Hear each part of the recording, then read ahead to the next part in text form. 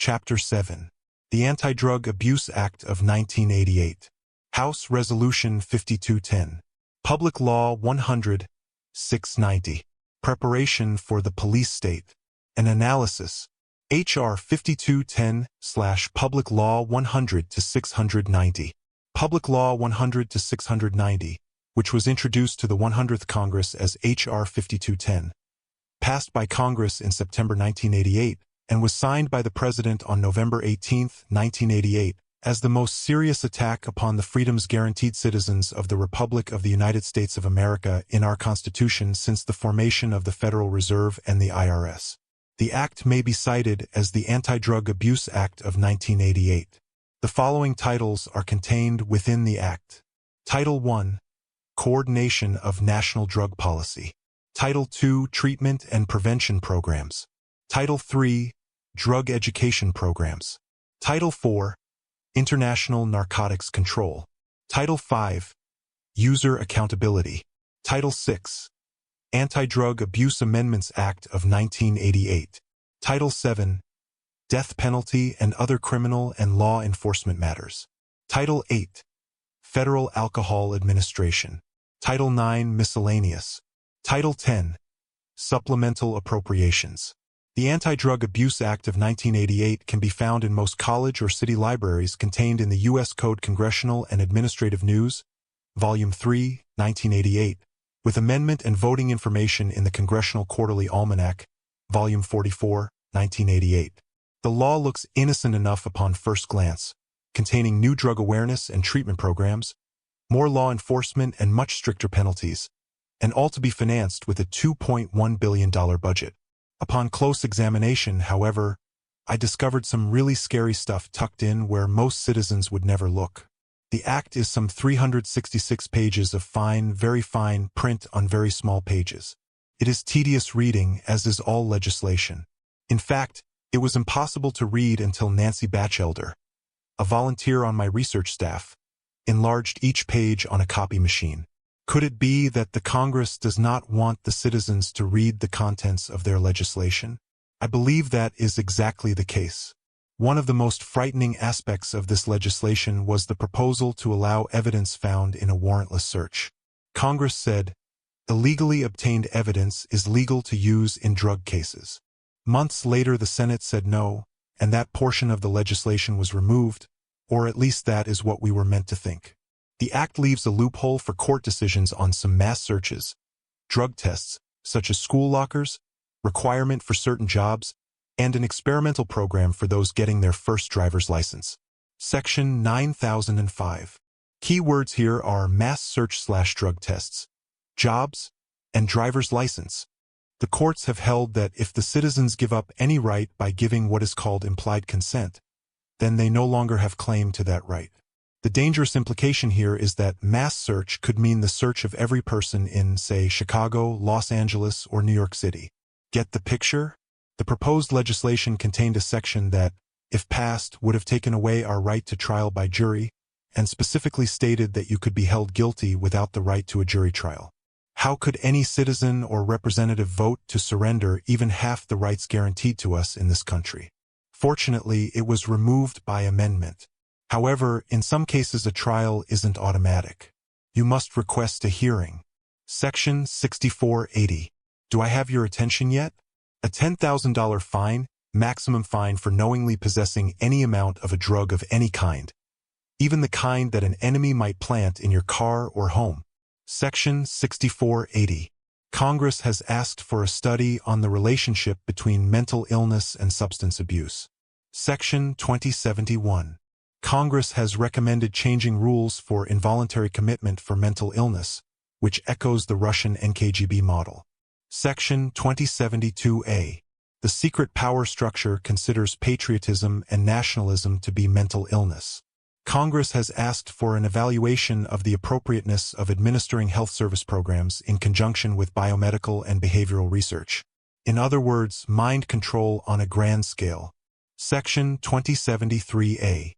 The Congress ordered in this act that the Attorney General shall study the feasibility of prosecuting federal drug-related offenses in a matter alternative or supplemental to the current criminal justice system. This is the beginning of a police state. Section 6293. The Act states that anyone with intent to obstruct or harass the harvest of timber on public lands can get 1 year in jail or up to 10 years if the resultant damage exceeds $10,000. Tree spiking is specifically named. What is doing in a drug law? It's in there because Congress wanted to make an end run around environmental groups and give the timber away. Herbicides are to be used for aerial coca eradication with no consideration of what it might do to the humans or animals being sprayed. After a year of spraying, the President shall submit reports to Congress as to whether the environment or health and shall file a report. Section 4202. The Act mandates the establishment of a world currency control system. This would be an international database to analyze currency transactions filed by member countries in order to monitor large, $10,000 or more, dollar transfers. To encourage teamwork, prohibit non-cooperative foreign countries from participating in any U.S. dollar clearing or wire transfer system, or maintain financial records and accounts in the U.S. Section 4701. The Act gives the Secretary of the Treasury power to require any transaction records from any domestic financial institution, even those not part of the bank or savings and loan system, as well as information on all persons involved. Make sure you understand what this means to you personally. This is a police state. Section 6184/5326. Alert. Alert. The Constitution of the United States, Article 1, Section 9, Paragraph 2, states, "The privilege of the writ of habeas corpus shall not be suspended, unless when in cases of rebellion or invasion, the public safety may require it." Public Law 100-690, Section 7323, provides for a special committee on habeas corpus review of capital sentences, appointed by the Chief Justice of the United States. The purpose of the special committee is to recommend to the Chief Justice of the United States, who will forward the recommendation to the Chairman of the Committee on the Judiciary of the Senate, a proposal of a bill to modify federal habeas corpus procedure. Quotes from Public Law 100-690. This bill to modify habeas corpus procedure must be reported with or without recommendation by the Committee on the Judiciary of the Senate by the end of the 60th day of session after the submission of the report, or the bill must be automatically placed on the appropriate calendar of the Senate. Once the habeas corpus bill is on the calendar, it is not debatable. It is not subject to a motion to postpone. Reconsideration of the vote by which the motion is agreed to or disagreed to shall not be in order under this Act.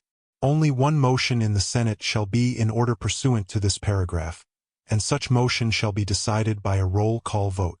Sit up and take notice. Section 7323 states that this habeas corpus legislation is enacted by Congress as an exercise of the rulemaking power of the Senate and, as such, it is deemed a part of the rules of the Senate. Can you believe this treason? Chapter 33 of Title 28, United States Code, is amended by adding at the end thereof Section 540, which states that the Attorney General and the Federal Bureau of Investigation may investigate felonious killings of officials and employees of a state or political subdivision when such investigations are requested by the head of the agency employing the official or employee killed, and under such guidelines as the Attorney General or his designee may establish. Notice that the above paragraph does not say by invitation of the state, but says by the employing agency. Once the feds are involved, they always hold jurisdiction. This is serious. It could establish the legal precedents for justification of a police state once the courts rule that the states have given up their right to jurisdiction under this Act. Notice that it only involves a political act. Businesses are required to report all cash transactions of $10,000 or more. Section 7601 and 6050I, IRS. It has been reported to me, but not verified by me, that this requirement has been lowered to $3,000. This has nothing to do with drugs, but has everything to do with the IRS. The Act establishes a requirement to record and verify the identification of a purchaser of a money order or other financial instrument of $3,000 or more. Section 6184/5325. Why? This is a big one. The Act orders a study to be made on whether to withdraw $100 bills and $50 bills from circulation. Section 6187. This would virtually propel us into a cashless society. $23 million has been allocated for a machine-readable identity document program. The expenses used to be able to identify known criminals who attempt to cross borders. The type of border is not named, required in legislation, and could be the border of your city, county, or state. It also raises the question of why they are going to get the criminals to accept the identity document program without requiring all citizens to participate. Section 6604. This data pool will be shared by Drug Enforcement Administration, Bureau of Alcohol, Tobacco, and Firearms, Federal Aviation Commission, U.S. Marshals Service, U.S. Coast Guard. The Act requires a study of the feasibility of requiring aircraft to carry operating transponders so that they can be tracked. Section 7212. This includes the intercept, the use of military aircraft assigned due to the fact that the military is the only agency which has such a capability of any aircraft not in a proper flight corridor. See Section 7213. The Act requires a study to be made on requiring onboard monitoring devices on commercial motor vehicles to record speed, driving time, and other information. Section 9101. It further requires the utilization of existing government laboratory facilities, Department of Defense, Justice, Energy, National Security Agency, CIA, FBI, to develop technologies for federal law enforcement, not limited to drug enforcement. Sections 61, 63, and 7605. This would include night vision, Fort Belvoir, Virginia, ground sensor and communications electronics, Fort Monmouth, New Jersey, physical electronic security, Hanscom Field, Massachusetts, imaging electronic surveillance, CIA and NSA, Washington, D.C., chemical and biosensor research and development, Aberdeen, Maryland, chemical and molecular research, Albuquerque, New Mexico, physical and electronic surveillance and tracking, FBI, Washington, D.C., explosives ordnance detection, Indian Head, Maryland. The Act calls for the expenditure of $120 million for the Bureau of Justice Statistics, a national clearinghouse of data from federal, state, and local criminal justice agencies. See Section 6092. Grant money will be made available for state and local agencies to hook into the data system. Section 6101 and 1301. Gun sellers will have to check for a buyer's police record. See Section 6213. The Act includes a special note from the Attorney General to include domestic violence information in the system. See Section 7609. My sources have informed me that the New World Order plans to execute any person who has exhibited any degree of violence during their life. A fist fight while in the service would qualify you. They believe that violence is hereditary, and this could mean execution of family members as well. This Act calls for a study of the feasibility of establishing an international criminal court. World Court. Section 4108. An international criminal court would have no jurisdiction or authority over any citizen of the United States of America unless we surrendered our sovereignty to the New World Order. No weapons are to be allowed in federal buildings. Up to 1 year imprisonment for carrying a weapon into any federal facility. The only exception is a pocket knife, but only if the blade is less than 2 1/2 inches long. Section 6215. The Act has authorized postal authorities to serve warrants, subpoena, make arrests, carry firearms, and make seizures in matters involving use of the mails. Section 6251. The Post Office Department is a private corporation and is not a part of the federal government. How can they be allowed to function as federal police if they are not federal? Are post office employees destined to become a part of our armed forces or national police force? It is now illegal to mail or send locksmithing equipment to anyone but a locksmith. Section 3002. Many common tools can be classified as locksmithing tools or can be easily adapted as locksmithing tools. The Act legalizes the arming of airlift in other countries for defensive purposes and in drug control. Section 4202. Say again, if this had been in existence a few years ago, the Iran-Contra affair would have been legal with only a statement that the arms were for defensive purposes in drug control. The Act mandates that military installations are to be used as mental treatment centers, or prison camps with work programs. Sections 7302 and 2081/561. Does this sound like Russia? In addition, $200 million will go for new prisons. Section 6157. Plus, proceeds from seized and forfeited property are to be used for construction of prisons, rewards for information or help, or for other things the Attorney General need not report. Section 6072. The Act states that prison industries may borrow and invest funds. Section 7093. Prison industries may diversify their products or produce products on an economic basis. Section 1096B. Provide a labor pool Soviet Union style.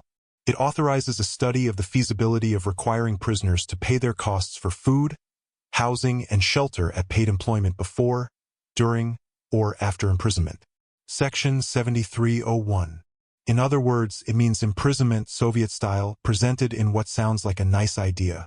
Labor camp where men and women are worked to death is only that, and nothing more or less, no matter what they call it or how attractive they make it sound.